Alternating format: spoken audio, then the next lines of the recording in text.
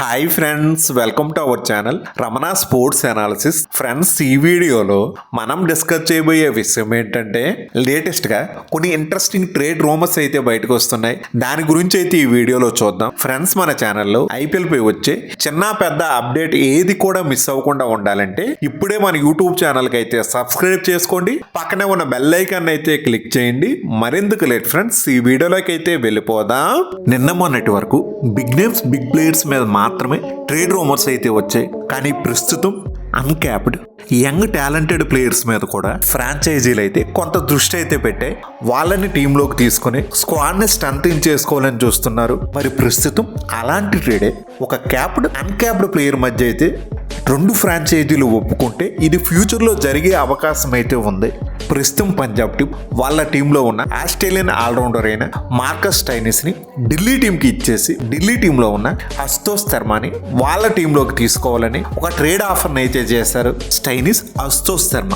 ఈ ఇద్దరు ప్లేయర్స్ కూడా గతంలో ఈ రెండు ఫ్రాంచైజీల తరపున ఆడిన ఎక్స్పీరియన్స్ అయితే ఉంది.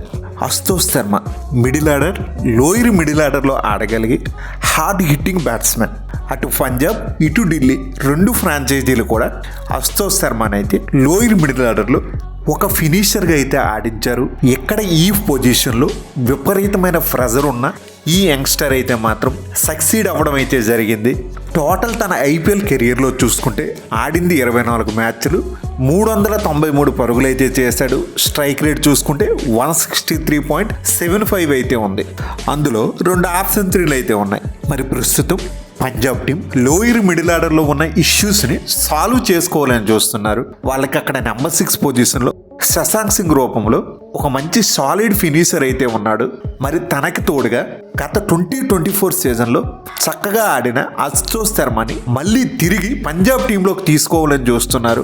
డెప్త్లో ప్రూవెన్ ఫినిషర్స్ ఉండటం వల్ల మంచి స్కోర్ అయితే సాధించవచ్చు. అశుతోష్ శర్మ కూడా చాలా స్పీడ్గా బ్యాటింగ్ చేస్తాడు, ఇన్నింగ్స్ని యాక్సలరేట్ చేస్తాడు. కాబట్టి పంజాబ్ టీంకి అక్కడ ఉన్న గ్యాప్ని ఫిక్స్ చేయడానికి తనని తీసుకోవడమే మంచి మూవ్ అని అనిపించింది.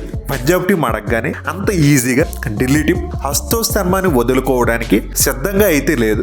ఎందుకంటే ఢిల్లీ టీం తరపున కూడా మంచిగా ఫినిషర్గా అయితే మాత్రం గ్రేట్ వాల్యూని అయితే యాడ్ చేశాడు.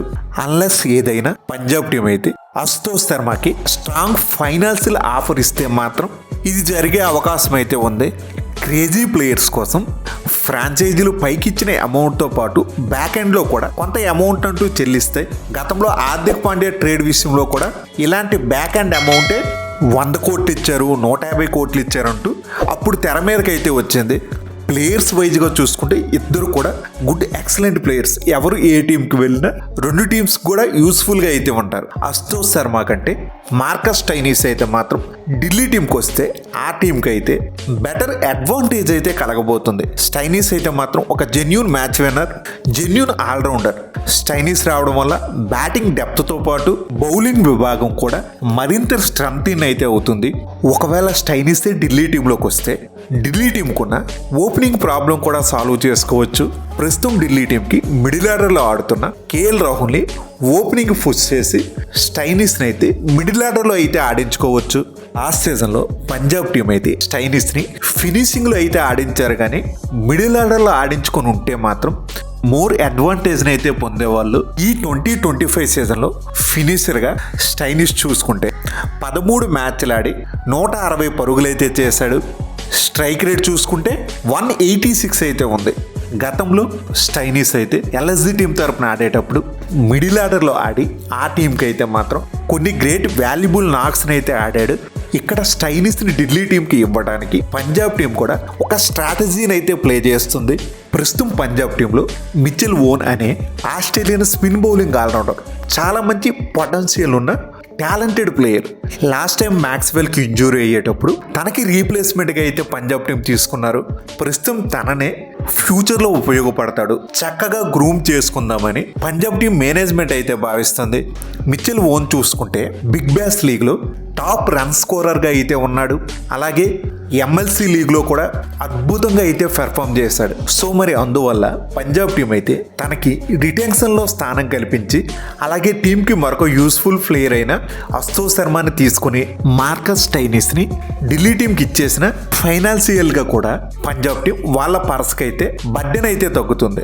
స్టైనిస్ని పంజాబ్ టీం 11 కోట్లు పెట్టి కొనుక్కున్నారు. అదే అశుతోష్ శర్మని ఢిల్లీ టీం అయితే 3,80,00,000 అయితే కొన్నారు. ఒకవేళ స్టైనిస్ ఢిల్లీ టీంలోకి ట్రేడ్ ద్వారా వెళ్తే ఢిల్లీ టీం అయితే ఇంకా అదనంగా 6,20,00,000 రూపాయలను అయితే పంజాబ్ టీంకి చెల్లించాల్సి వస్తుంది. ఒకరిది స్ట్రాటజీ అయితే మరొక టీంకి అవసరం. మరి చూడాలి ఈ ఇంట్రెస్టింగ్ ట్రేడ్ ఆఫర్ ఏమవుతుందో. నెక్స్ట్ మరో అన్క్యాప్డ్ ప్లేయర్ అయిన మనోజ్ బండగే కోసం LSG టీం అయితే ఆల్ క్యాష్ ట్రేడ్ని అయితే RCB టీంకి అయితే ఇచ్చింది.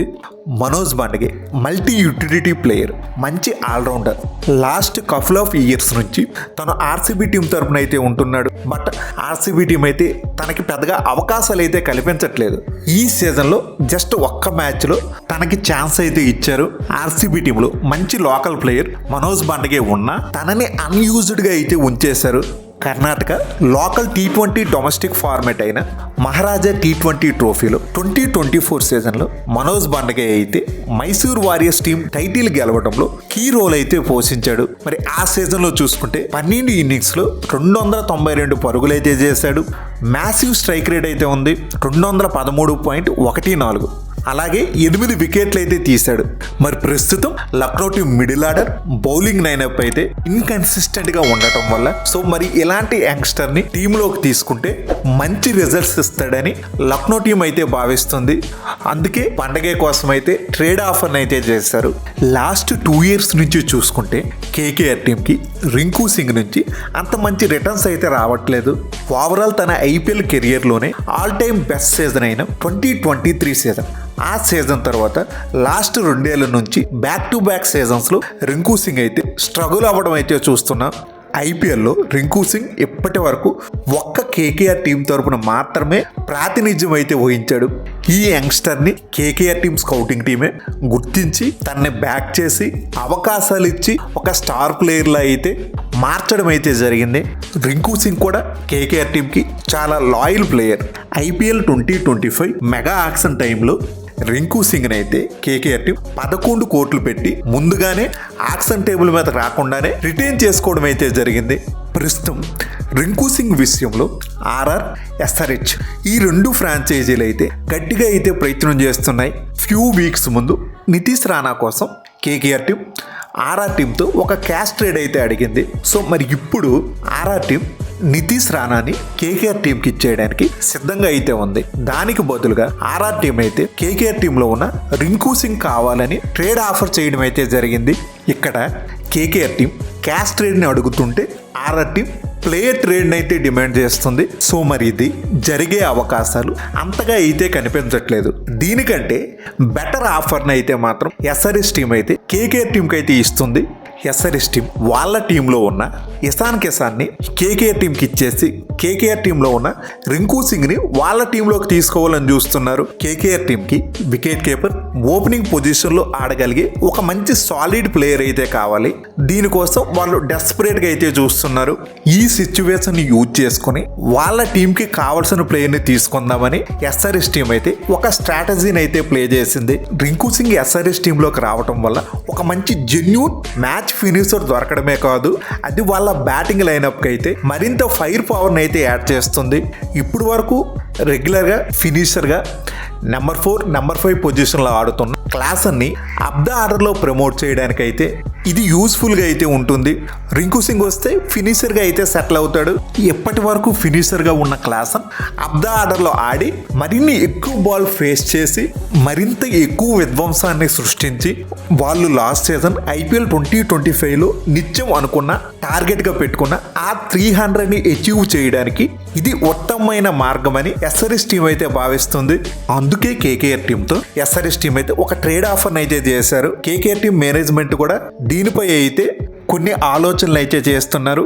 ఒక సరైన నిర్ణయం తీసుకోవడానికి తర్జన భర్జనలు అయితే పడుతున్నారు. KKR టీం మేనేజ్మెంట్ కూడా రింకు సింగ్ని వదులుకోవడానికి సిద్ధంగా అయితే లేదు. అలా అని SRH టీం ఇచ్చిన ఆఫర్ను కూడా కాదనే పరిస్థితి అయితే లేదు. KKR టీం ఒక రకంగా అయితే థింక్ చేయొచ్చు, రింకు సింగ్ని వాళ్ళ టీం దగ్గరే ఉంచుకొని ఇషాన్ కిషాన్ని ఆల్ క్యాష్ ట్రేడ్ ద్వారా అయితే అడగొచ్చు. ఇలా చేస్తే ఎస్ఆర్ఎస్ టీంకు ఉన్న అడ్వాంటేజ్ అయితే ఏం లేదు. సో మరి ఈ ట్రేడ్ ఆఫర్ని ఎస్ఆర్ఎస్ టీం యాక్సెప్ట్ చేస్తుందో లేదో తెలియని పరిస్థితి. ఎస్ఆర్ఎస్ టీంకి రింకు సింగ్ కావాలి, అదే కేకేఆర్ టీంకి ఇషాన్ కిషాన్తో పాటు రింకు సింగ్ కూడా కావాలి. మరి ఇది ఫ్రెండ్స్ లేటెస్ట్గా వచ్చిన ట్రేడ్ రూమర్స్ పై వీడియో. ఫ్రెండ్స్ ఈ వీడియో మీకు బాగా నచ్చినట్లయితే లైక్ చేయడం మాత్రం మర్చిపోవద్దు. అలాగే మన ఛానల్లో ఐపీఎల్ పై వచ్చే రెగ్యులర్ అప్డేట్స్ ఏవి మిస్ అవ్వకుండా ఉండాలంటే ఇప్పుడే మన యూట్యూబ్ ఛానల్కి అయితే సబ్స్క్రైబ్ చేసుకోండి. పక్కనే ఉన్న బెల్ ఐకాన్ అయితే క్లిక్ చేయండి. నేను మిమ్మల్ని మరో ఇంట్రెస్టింగ్ వీడియోతో మళ్ళీ కలుస్తా. Thank you, by bye friends, జై హింద్.